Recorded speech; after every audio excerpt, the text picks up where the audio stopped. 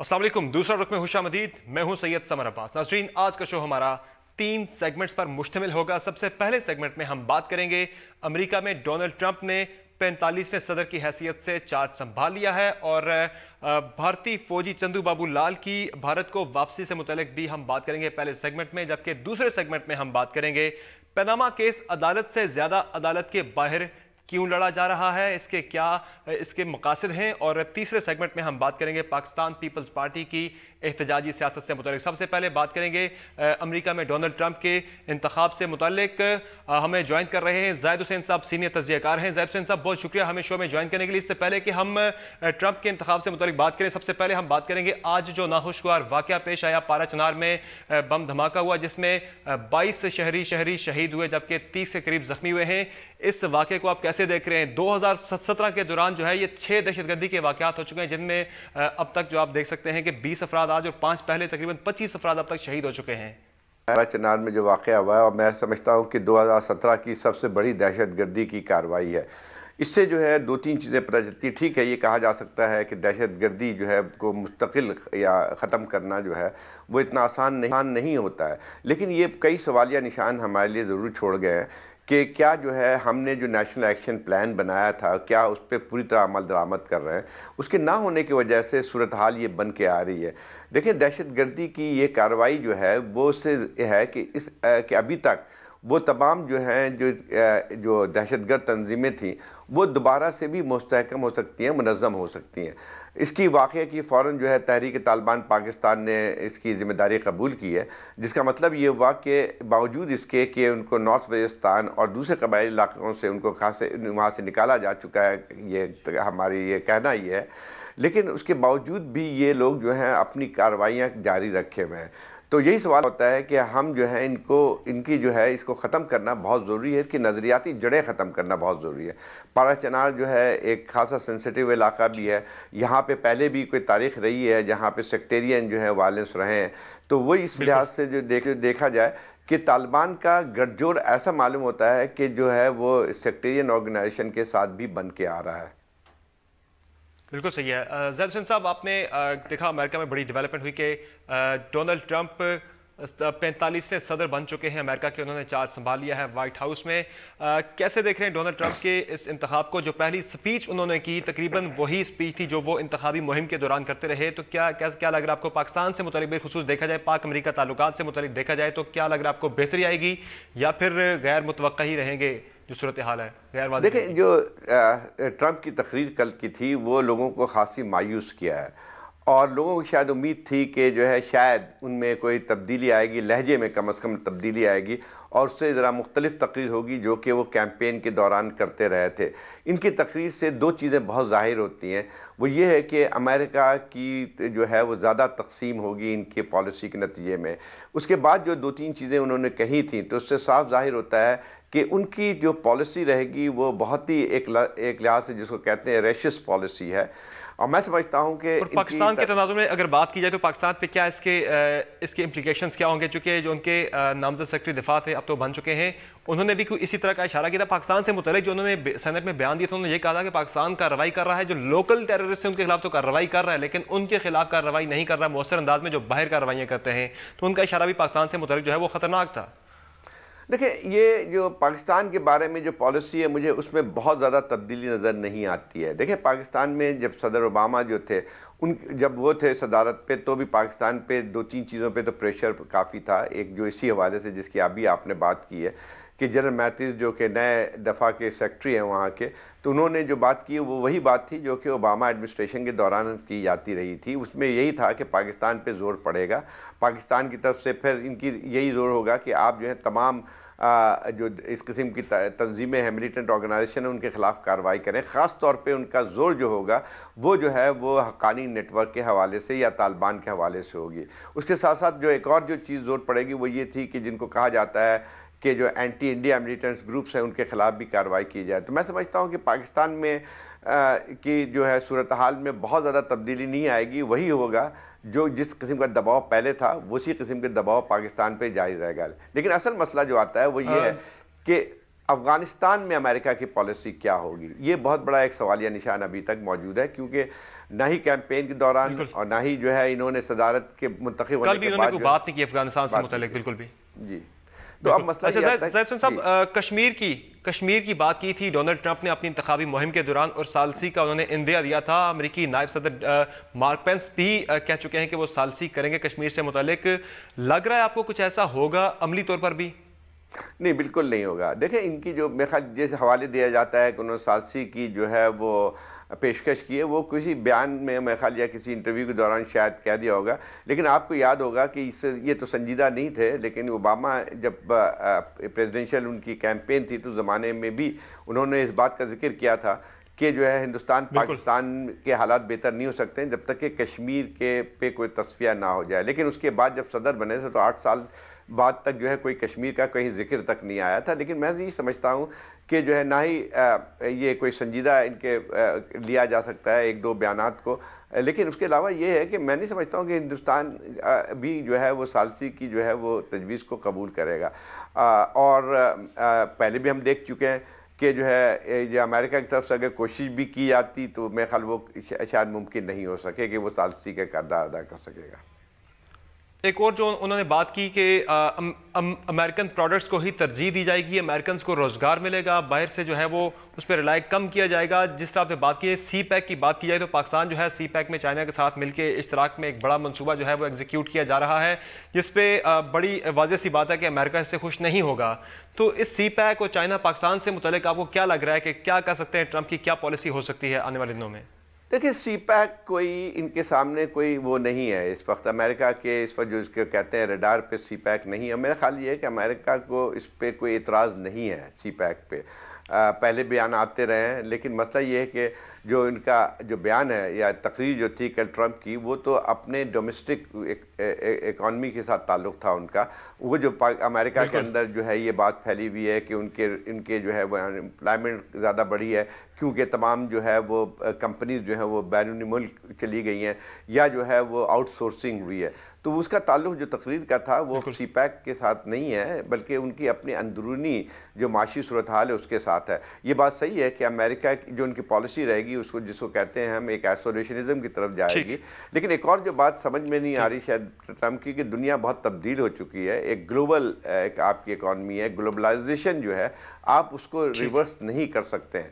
تو بات یہ ہے کہ شارٹلی زید صاحب شارٹلی جاتے جاتے ہمیں بتائیے گا کہ آج جو پاکستان نے حوالگی کی ہے بھارتی فوجی چندو لال کی، بھارتی فورسز کو بھارت کے حوالے کیا ہے، اس ڈیولپمنٹ کو آپ کیسے دیکھ رہے ہیں؟ لگ رہا ہے کہ پاکستان انڈیا کے درمیان کافی عرصے سے تعلقات جو کشیدہ تھے کچھ تھوڑی بہتری ہونے جا رہی ہے، یہ بہتری کا اشارہ ہے؟ نہیں، مجھے نہیں لگتا ہے کہ اس کے حوالگی سے جو ہے کوئی حالات میں بہت تبدیلی آئے گی۔ دیکھیں یہ بات پہلے دن سے بہت صاف تھی کہ جو ہے یہ جو ہندوستانی فوجی جو تھا وہ جو ہے اس کا کوئی تعلق نہیں تھا جو ہندوستان نے دعویٰ کیا تھا کہ اس سے جو ہم نے سرجیکل اسٹرائک کی ہے یا پاکستان پہ اس زمانے میں جو ہے لائن آف کنٹرول پہ فائرنگ کر رہے تھے، اسی دن جس دن واقعہ ہوا تھا اس کے میرے خیال ایک چند گھنٹوں بعد ہی جو ہے یہاں کے فوجی جو آفیشلز ہیں انہوں نے صاف بات کر دی تھی کہ یہ جو ہے اس کا ایک الگ سے کوئی معاملہ ہے، اور میں سمجھتا ہوں کہ یہ ایک طریقہ کار رہتا ہے جہاں پہ بھی بارڈر پہ کراس کر جاتے ہیں غلطی سے یا اس قسم کے، تو ایک لحاظ سے ایک کوڈ موجود ہے کہ جو ہے پھر اس کو حوالے کر دیا جاتا ہے۔ پاکستان نے جو ہے وہ صحیح اقدام اٹھایا ہے اور یہی طریقہ ہونا چاہیے۔ ٹھیک ہے، بہت شکریہ زید حسین صاحب ہمیں جوائن کرنے کے لیے۔ ناظرین یہاں ایک بریک لیں گے، بریک سے واپس آ کر ہم بات کریں گے کہ پاناما لیکس کیس عدالت میں کم اور عدالت سے باہر زیادہ کیوں لڑا جا رہا ہے، بات ہوگی بریک کے بعد۔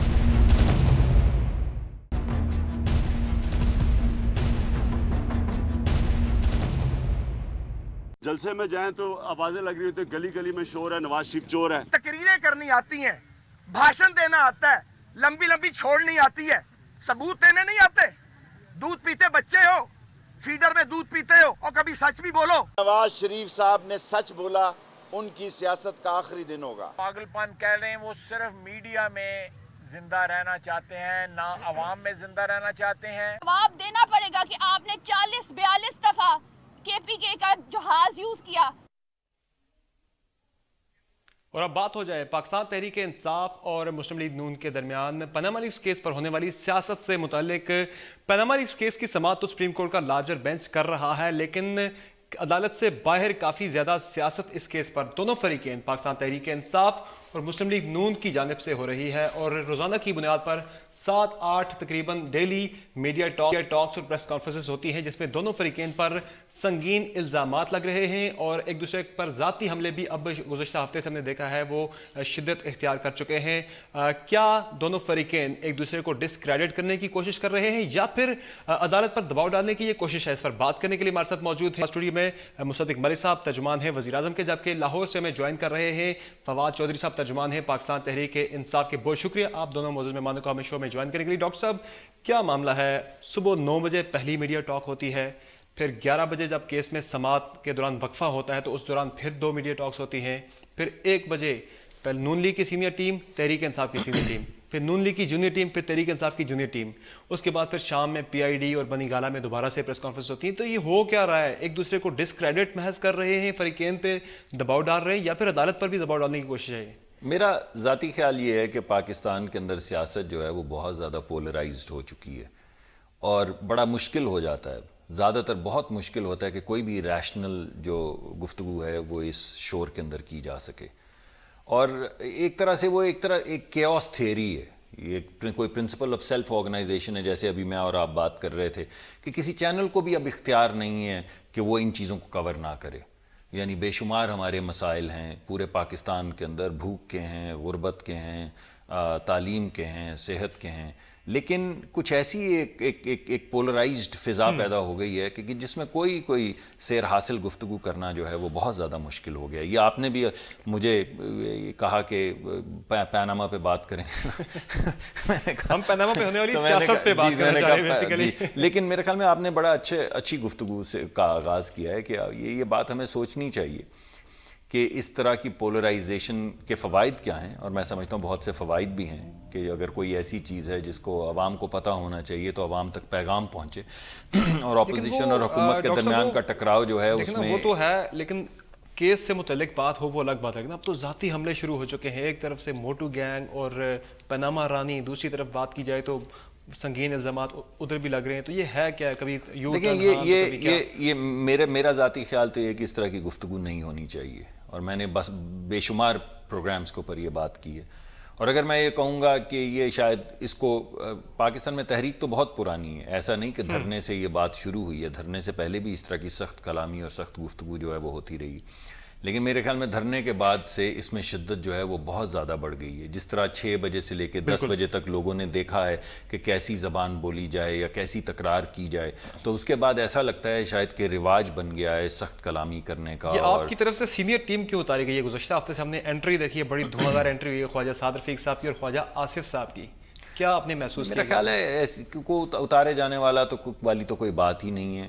یعنی ہر بندہ جو ہوتا ہے، آپ مجھے بلاتے ہیں اگر آپ آج صحت پہ بات کرنا چاہیں یا خارجہ پالیسی پہ بات کریں، عدالت کے باہر جو میں اسی کی بات کر رہا ہوں. جی میں بھی اسی کی بات کر رہا ہوں. تو کوئی ایسی بات نہیں کہ کوئی کسی کو اتار رہا ہے. آپ مجھے بلاتے ہیں، آپ کی چاہت میں یہاں پہ حاضر ہو جاتا ہوں. آپ جو گفتگو کرتے ہیں میں اس کے ساتھ چل پڑتا ہوں. تو اسی طرح جو سینئر لوگ بھی ہوتے ہیں، جب کوئی خاص ایک ٹرن جیسے وزیر اعظم کا دفاع جو ہے وہ عدالت میں پیش ہونا شروع ہوا، کیونکہ اس سے پہلے تو صرف ان کے اوپر حملہ ہو رہا تھا، تو جب ایک متین طریقے سے شواہد کے ذریعے جب کوئی گفتگو شروع ہوئی تو سینئر لوگ جو ہیں انہوں نے باور کیا کہ انہیں آ کے اس وقت پرائم منسٹر کا جو دفاع عدالت میں ہو رہا ہے وہ عوام کی عدالت میں بھی پیش کرنا چاہیے. تو میرے خیال میں اس طرح وہ اس کو پیش کر رہے ہیں. صحیح. فواد چودھری صاحب آپ کی طرف آتے ہیں، فائدہ کس کو ہو رہا ہے ویسے یہ جو ساری ڈیبیٹ باہر چلتی ہے سپریم کورٹ کے باہر؟ تحریک انصاف تو کلیم یہ کر رہی ہے کہ کیس کا فیصلہ جو بھی آئے لیکن ہم ڈسکریڈٹ پرائم منسٹر کو بڑی سکسیسفلی کر رہے ہیں.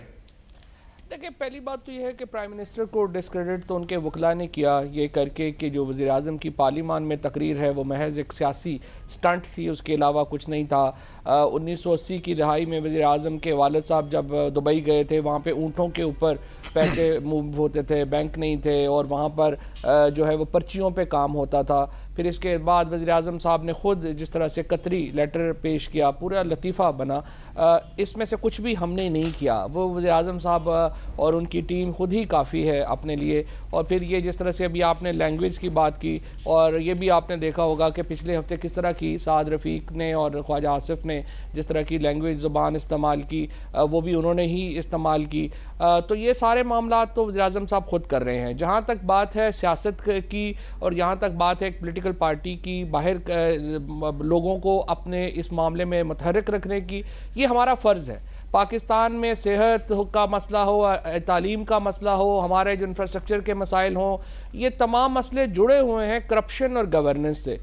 جب ملک کے وزیر اعظم کے اوپر یہ الزام ہو کہ وہ 1100 کروڑ روپیہ پاکستان سے منی لانڈر کر کے باہر چلے جائیں، وہ بات ہے. لیکن ہم جو بات کر رہے ہیں وہ ہے جو ہم الزامات کا ایک سلسلہ گزشتہ ہفتے سے تیز ہوا ہے، ایک دوسرے پر ذاتی حملے شروع ہوئے ہیں. خان صاحب بھی موٹو گینگ اور یہ پاناما رانی، اور اس کے بعد جو انہوں نے کہا خان صاحب نے کبھی کسی کو پاناما رانی نہیں کہا. وہ آپ کے کھڑے ہو کے بندے وہاں پہ پارٹی کے آپ کے روزانہ کہہ رہے ہوتے ہیں. پھر آپ کے خان صاحب نے بھی کہا کہ سعد رفیق صاحب کو کہ ہڈی ڈالی جا رہی ہے تو لوگ ایسی باتیں کر رہے ہیں. نہیں، وزیر اعظم صاحب نے یہ ہڈی ڈالنے کا کبھی نہیں کہا سعد رفیق کو. یہ سعد رفیق صاحب نے شیخ رشید صاحب کو کہا تھا، خان صاحب نے کبھی نہیں ایسا کہا. جہاں تک بات ہے یہ شیخ رشید صاحب کو کہا تھا سعد رفیق صاحب نے. دوسری بات یہ ہے کہ جو اس وقت جو پریشان ہیں، یہ بات تو ممکن نہیں ہے کہ اتنا اہم کیس ہو اور میڈیا اس کو بلیک آؤٹ کر دے یا پاکستان کے لوگوں کو پتہ ہی نہ چلے کہ کیا ہو رہا ہے. یہ تو ممکن ہی نہیں ہے. وزیر اعظم کا کیس ہے، ان کے اوپر سنگین الزامات ہیں اور ان کا ڈیفنس وہ نہیں کر پا رہے، تو اس میں ہمارا قصور تو نہیں ہے. یہ تو ان کا اپنا قصور ہے یا ان کی اپنی ٹیم کا قصور ہے. لوگوں کو ہر معاملے سے باخبر رکھنا ایک سیاسی جماعت کا کام ہے. ہم نے اس کے اوپر جو ہے جلسے بھی کر رہے ہیں، جلسے بھی کریں گے، تحریک بھی چلائیں گے، پارلیمان میں بھی جا رہے ہیں، عدالت میں بھی جا رہے ہیں، کیونکہ لوگوں کو ہر معاملے میں باخبر رکھنا ہماری ذمہ داری ہے. ہم ایک سیاسی جماعت ہے اور جمہور کی جو بات ہوتی ہے ہمیں جمہور ہی کے پاس جانا ہے. الٹیمیٹ فیصلہ تو پاکستان کے لوگوں نے کرنے ہوتے ہیں نا، سیاسی فیصلے تو پاکستان کے لوگوں نے کرنے ہیں. اور کیا وہ اس طرح کی ایک حکومت چاہتے ہیں کہ جہاں کا وزیر اعظم منی لانڈرنگ میں ملوث ہو، ان کی فیملی منی لانڈرنگ میں ملوث ہو، یا وہ ایک کلین اور صاف نظام کی چاہتے ہیں؟ اور اس کے لیے ظاہر ہے کہ ہم اپنا کردار ادا کریں گے. خواجہ صاحب نے آفر دی تھی اس دن، خواجہ سعد رفیق صاحب نے آفر دی تھی کہ بند کر دیں یہ سلسلہ، آپ بھی ہم بھی بند کر دیتے ہیں.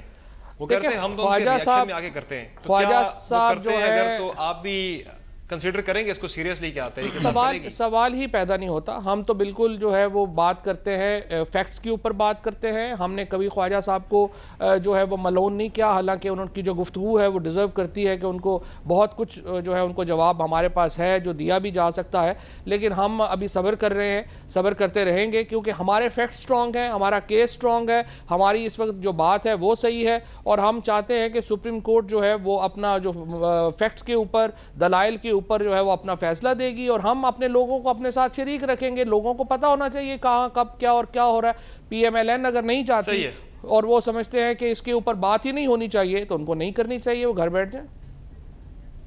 نہیں کریں گے بات ڈاکٹر صاحب؟ دیکھیں، یہ جو ابھی گفتگو ہوئی ہے اسی سے آپ پہ عیاں ہو جانا چاہیے کہ کس پارٹی کا کیا رخ ہے.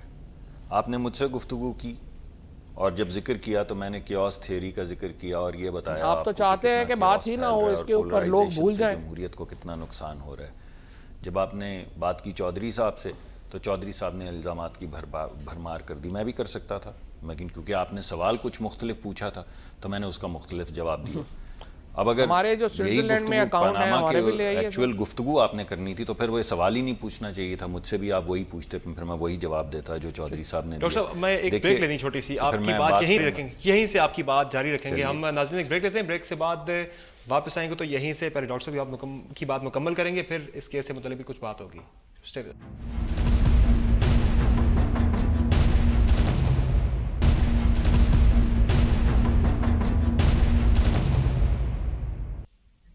پروگرام میں ایک مرتبہ پھر سے خوش آمدید. ڈاکٹر صاحب آپ اپنی بات مکمل کر لیجیے گا، بریک سے پہلے آپ بات کرتے ہیں. دیکھیے کتنی عجیب سی بات ہے کہ پی ٹی آئی کا موقف یہ ہے کہ اگر باپ بیٹی کو تحفہ دے یا بیٹا جو ہے وہ باپ کو تحفہ دے یا پیسے بھیجے تو یہ کرپشن ہے، اور اس کے علاوہ کرپشن کا کیا ثبوت چاہیے. لیکن اگر بیوی خامند کو دے پیسے اور یہاں پہ کروڑوں روپے کی پراپرٹی 100 کنال کے قریب پہاڑ کے پورا جو ہے اس کی چوٹی خرید لی جائے تو وہ کرپشن نہیں ہے، اس کا کوئی ثبوت دینا ضروری نہیں ہے. جو پیسے جدہ سے آئیں یہاں تک وہ تو منی لانڈرنگ ہے، اور جو پیسے لندن سے یہاں پر آئیں وہ تو کہہ رہے ہیں ہمارا احتساب کریں. خان صاحب جی تو کر رہے ہیں، ہو تو رہا ہے جی. ابھی میں آپ کو اس کی طرف لے کر آتا ہوں. چلیں احتساب کی طرف آ جاتے ہیں. تیسری بات کہ جو ایک آپ کو یاد ہوگا کچھ سال پہلے ایک کیس تھا جو کیلیفورنیا میں سیٹل ہوا تھا سیتا وائٹ کے نام سے.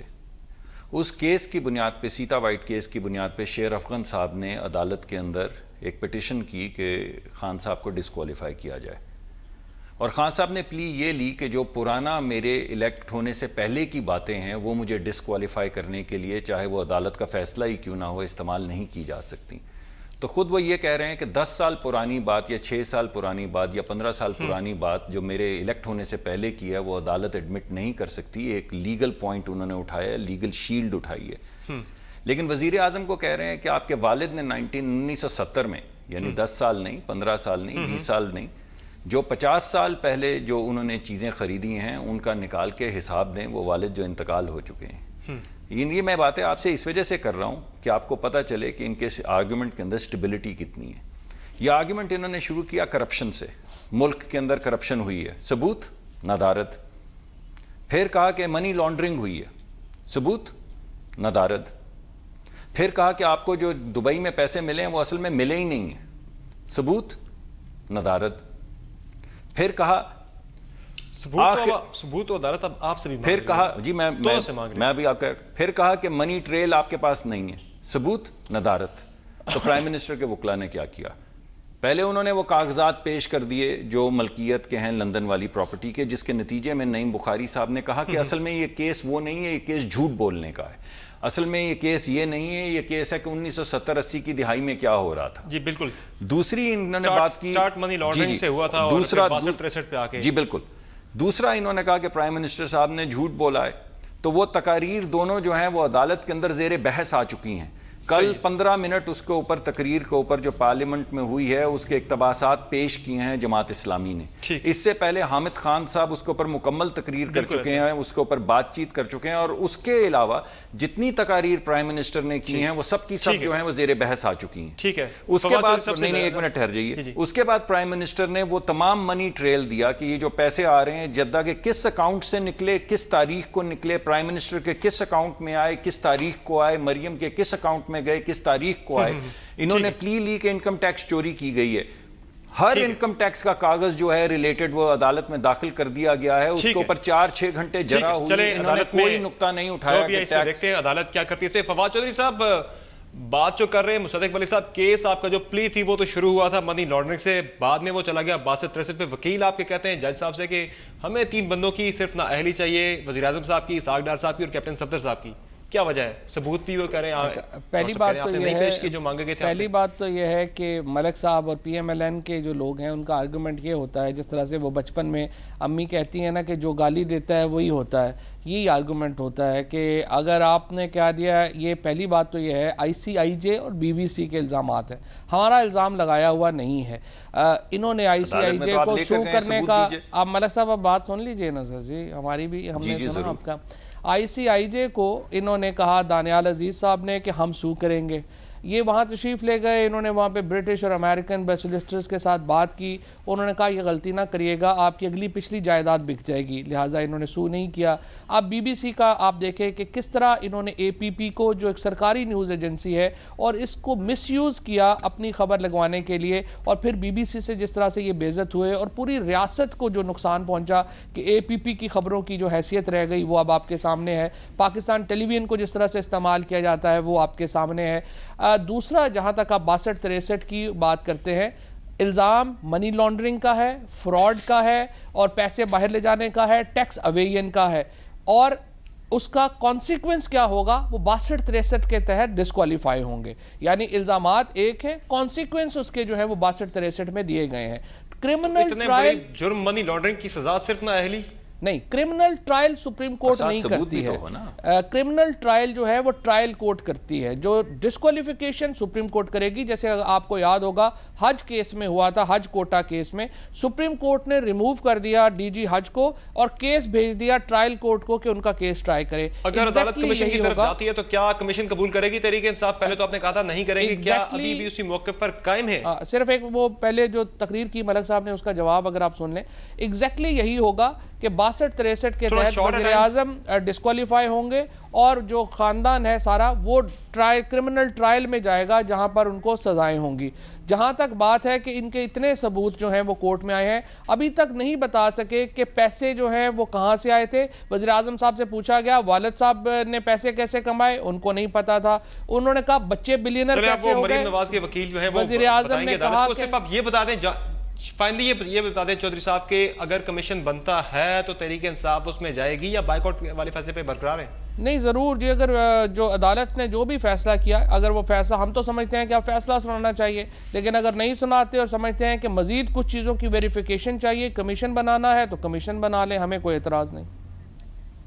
کوئی اعتراض نہیں, آپ کمیشن قبول کریں گے؟ کیونکہ نعیم گوہر صاحب پہلے کہہ چکے ہیں کہ وہ بائیک آؤٹ کریں گے. وہ اب پلوں کے نیچے سے کافی پانی بہہ گیا ہے, یہ بینچ جو ہے وہ کافی آگے چلا گیا ہے. اگر کمیشن بنے گا تو صرف وہ 2-4 دن کے لیے بنے گا, کوئی بڑی اس میں رہ نہیں گئی بات. رہے تو اب بھی کوئی نہیں گئی ہے, اور میرا نہیں خیال کہ کمیشن کی ضرورت پڑے گی. پرائم منسٹر صاحب ڈسکوالیفائی ہوں گے, اور میرا مشورہ یہی ہے کہ نئے پارلیمانی لیڈر کا انتخاب نون لیگ خود کرے. ٹھیک ہے جی, وہ کہہ رہے ہیں نئے پارلیمانی لیڈر کا انتخاب کریں. وقت کی قلت ہے اس لیے ہمیں یہ سیگمنٹ یہاں پہ ڈیبیٹ فائنڈ اپ کرنی پڑ رہی ہے. ناظرین, ایک بریک لیں گے اور بریک کے بعد ہم بات کریں گے پاکستان پیپلز پارٹی کی احتجاجی تحریک سے متعلق. اور ہمارے دونوں موضوع مہمانوں کا بہت بہت شکریہ ہمیں شو میں جوائن کرنے کے لیے. اسٹے ود اس.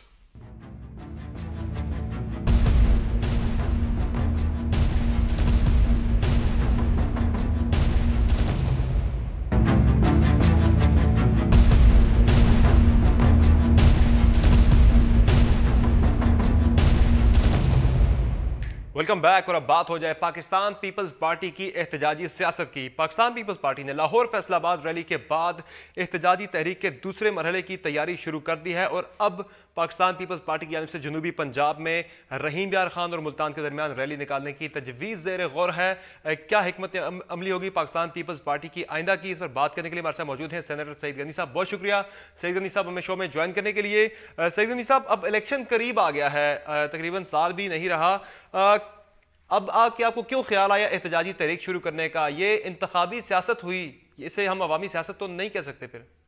دیکھیں جی, ایک تو ذہن میں بات رکھیں کہ سیاسی جماعتیں جو ہوتی ہیں وہ ظاہر ہے کہ ان کا جو الٹیمیٹ ٹارگٹ ہوتا ہے وہ الیکشن لڑنا ہوتا ہے, اور وہ جتنی بھی ایکٹیویٹیز کرتی ہیں اس کے سامنے الیکشن ضرور ہوتے ہیں. آپ یہ اگر کوئی اس کو مانے یا نہ مانے الگ بات ہے, لیکن ایز اے پولیٹیکل ورکر میں یہ سمجھتا ہوں کہ سیاسی جماعتیں جو احتجاجی تحریک چلاتی ہیں اس وقت بھی الیکشن ان کے سامنے ہوتے ہیں, اور اگر الیکشن کی مہم چلائیں تو ظاہر ہے کہ وہ جیسے انتخاب ہوتے ہیں اس کے فوراً بات تو شروع نہیں ہو سکتی نا الیکشن. یعنی آپ مانتے ہیں کہ آپ انتخابی سیاست جو ہے وہ شروع ہو چکی ہے؟ ہاں, ظاہر ہے جب الیکشنز میں تقریباً 1.25 برس یا 1.5 برس کا عرصہ رہ گیا ہو تو جو سیاسی جماعتیں جتنی بھی ایکٹیویٹیز کرتی ہیں ان کے آگے الیکشن ضرور ہوتے ہیں.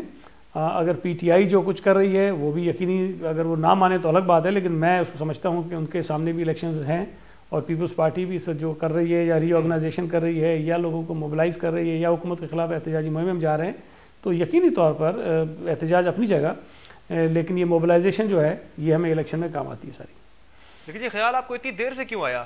اصل اپوزیشن آپ ہیں, اپوزیشن لیڈر آپ کا ہے اسمبلی میں, لیکن اپوزیشن جو ہے وہ اس کا کردار تحریک انصاف ادا کرتی رہی. پنجاب کے اندر جتنے بھی ہم نے ضمنی انتخابات دیکھے ان کے اندر بھی تحریک انصاف کچھ ایک آدھ جیتی بھی, لیکن ہارے بھی تو وہ 1000-2000 کے مارجن سے ہارے. بڑے قریب گئے, بڑا ٹف ٹائم دیا انہوں نے نون لیگ کو. انتخابات کے اندر بھی پاکستان پیپلز پارٹی تو بہت دور کھڑی ہے. تو اب آپ کو کیسے خیال آیا اس ساری صورتحال کو, اور آپ کو کیسے لگتا ہے کہ پنجاب میں آپ جیت پائیں گے؟ دیکھیں, ایک تو یہ چیز ذہن میں رکھیں کہ 2013 میں جو انتخاب ہوا تھا, لوگ شاید بھول جاتے ہیں, پیپلز پارٹی اور اے این پی اور ایم کیو ایم کے لیے واضح طور پر ان دہشت گرد تنظیموں نے یہ کہا تھا کہ ہم ان کو الیکشن نہیں لڑنے دیں گے. ایم کیو ایم کی یہ خوش قسمتی تھی کہ وہ صرف صوبہ سندھ کے شہری علاقوں تک محدود ہے, تو انہوں نے پھر اپنی کمپین کر لی. لیکن پیپلز پارٹی اور اے این پی پنجاب میں اور خیبر پختونخوا میں تو خاص طور پہ بالکل کمپین بھی نہیں کر سکے تھے. ان حالات میں ہم نے الیکشن لڑا تھا جب پی ٹی آئی اور پی ایم ایل این اور دیگر مذہبی جماعتوں کو ایک کھلا میدان ملا, اور بلکہ شاید ان کو پروٹیکشن بھی دی ان دہشت گرد تنظیموں نے، اس حالت میں الیکشن جیت کے سامنے آ گئے.